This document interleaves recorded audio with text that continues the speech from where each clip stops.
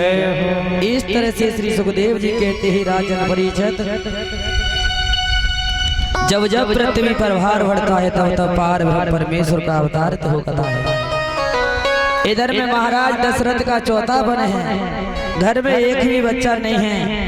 इधर में नाना प्रकार से एक दिन महाराज दशरथ आपस में अपने मन में सोच रहे थे, मन में ख्याल आ रहे थे कि मेरे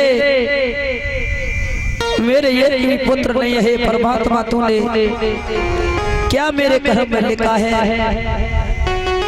इधर में नाना प्रकार से सोच रहे हैं और इधर में महाराज दशरथ सोच रहे हैं। सोचते सोचते महाराज दशरथ अपने ख्यालों में डूब जाते हैं, चिंता में जाते हैं।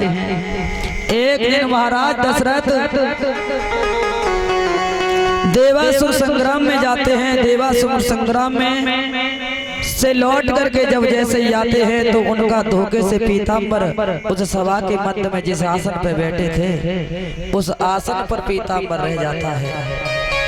इधर में महाराज दशरथ रास्ते में ध्यान आया कि मेरा पीताम्बर देवासुर यानी संग्राम में स्वर्ग लोक में रह गया, तो मुझे लौट करके चलना चाहिए, उस पीताम्बर को लेकर के आना चाहिए। इधर में महाराज दशरथ लौट करके उस स्वर्ग लोक में गए हैं, देवों के लोक में गए हैं।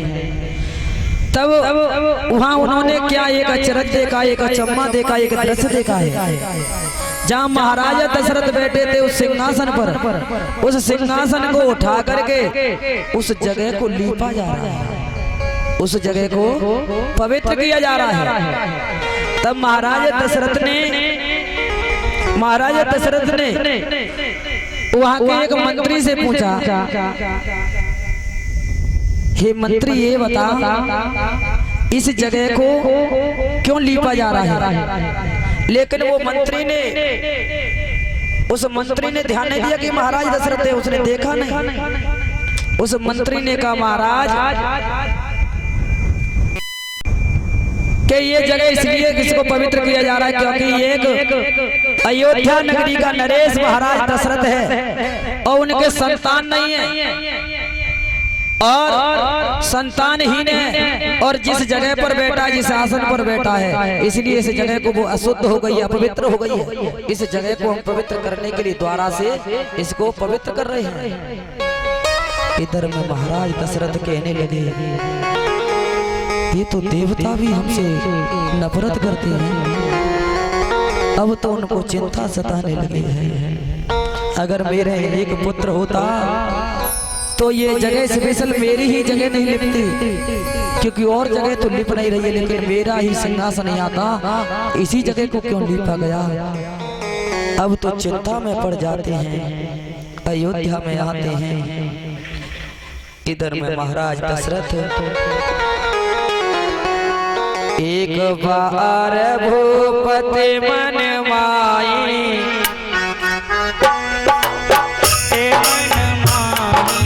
एक बार भूपति मन माई, भये के लाल कोरे सुते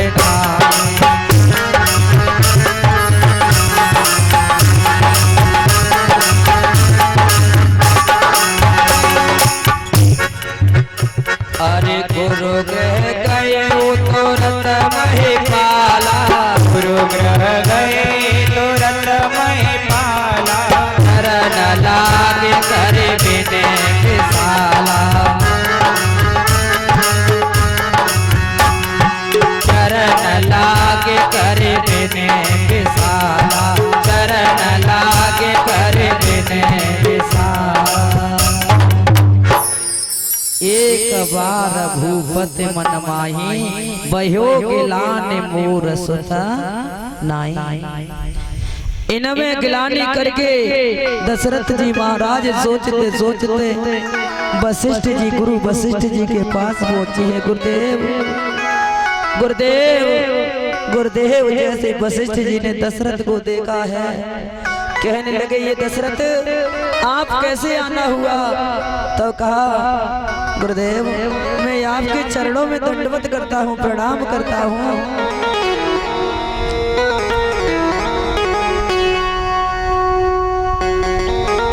मैं दंडवत करता हूँ गुरुदेव, क्या मेरे जीवन में कोई पुत्र नहीं होगा? तब वशिष्ठ जी कहते हैं कि ये दशरथ आपको ये आज कैसे आपको सोचना पड़ गया? तब कहा महाराज मैंने अपनी आंखों से देखा, मेरे से तो देवता भी दोष करते हैं। इधर में महाराज दशरथ को बहुत दुख हुआ है। महाराज दशरथ वशिष्ठ जी थे, कहते हैं हे गुरुदेव मेरे भविष्य को देखिए, क्या मेरे संतान नहीं है? आज दशरथ जी महाराज नाना प्रकार से रोते हैं। आज राजा दशरथ को, आज राजा दशरथ को हुआ दर्द करारा है। आज राजा दशरथ को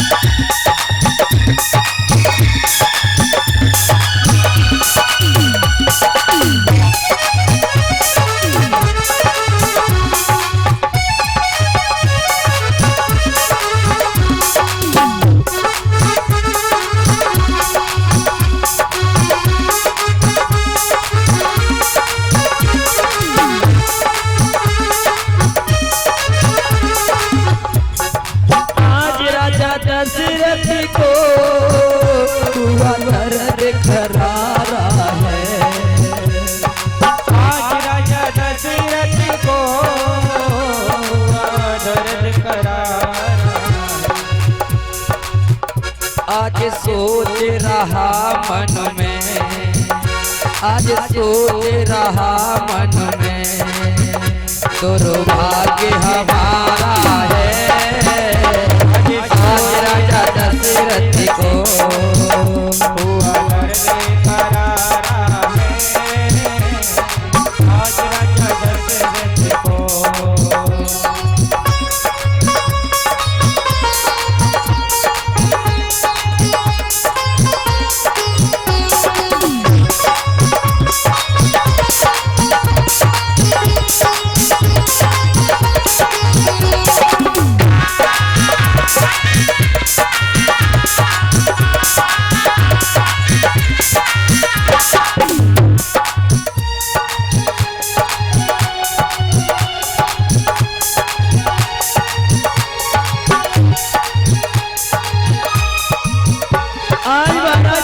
कहते गुरुदेव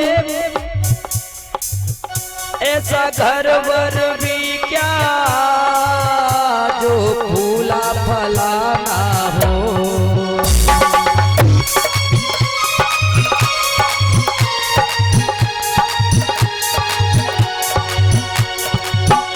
ये घर शमशान बना, ये घर शमशान बना, छाया अंधियारा है। आज दशरथ को हुआ दर्द करारा है। आज राजा दशरथ को हुआ दर्द करारा है। आज राजा दशरथ को हुआ दर्द करारा है। आज राजा दशरथ को। इधर में श्री सुखदेव जी कहते हैं राजा परिचय नाना प्रकार से दशरथ जी महाराज ने गुरुदेव से वशिष्ठ से कहा। वशिष्ठ जी ने कहा हे दशरथ ये ही तो तो मैं तेरे मन की बात जानना चाहता था। आज तूने पुत्र की कामना की है, पुत्र की कामना की है तो पुत्र तेरे अवश्य होगा।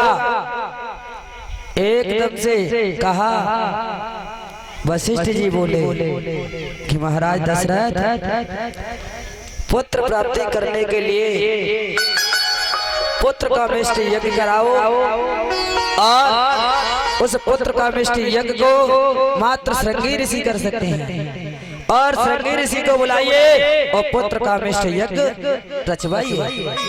इधर में इतना सुना है, अगर मैं कथा को विस्तार से कहूंगा मेरी माता बहनों मेरे पिता तुल बुजुर्गों वो पूरी नहीं हो पाएगी, क्योंकि राम कथा श्रीमद् भागवत महापुराण में संक्षेप में दी गई है।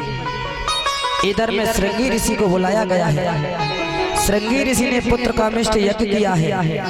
इधर में जैसे यज्ञ प्रारंभ हुआ है, महाराज दशरथ नाना प्रकार से बैठे हुए हैं और इधर में अग्निदेव प्रसन्न होकर के चरु का कटोरा हाथ में लेकर के आए।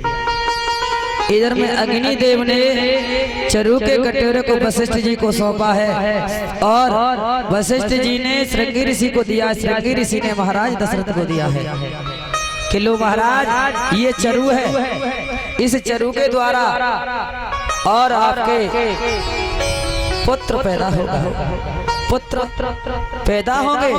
वशिष्ठ जी ने कह दिया दशरथ एक एक नहीं चार चार पुत्र पैदा होंगे। इधर में श्री सुखदेव जी कहते राजन परिचय। इधर में महाराज दशरथ ने उस चरु को लेकर के